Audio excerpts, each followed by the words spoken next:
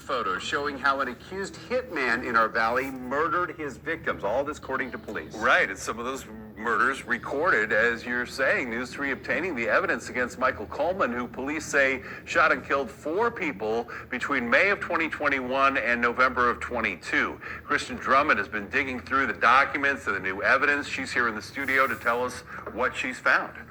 Well, Dana and Jim, the court transcript alone is more than 200 pages with a number of witnesses testifying, including 10 Metro detectives. Now, there's also 63 exhibits of evidence, including digital files. The videos show how Coleman allegedly attacked his victims, essentially ambushing them, including here at a Teriyaki Madness. Now, surveillance video shows a man police identified as Coleman walking up to the front door, opening it up, and then firing multiple rounds, as you see there, at Marcus Larry. Now, before leaving, cameras from a Pet Boys also recorded a man police identified as Coleman around the business before shooting and killing Benjamin McCarty.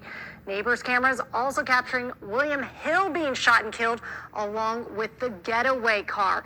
In all of these incidents, the gunman appears very brazen, and police say Coleman tracked his victims before killing them, even finding a photo of McCarty working on his car before he was murdered. Police say Coleman killed most of his victims for failing to pay a man who defrauded the government in Paycheck Protection Program loans. That was a program that started during the pandemic. And that man would take a cut of the money for his work to help others in the scheme. Now, Coleman faces 9 counts, including conspiracy to commit murder. He's expected to be arraigned next month. Jim and Dana. Free Baby C.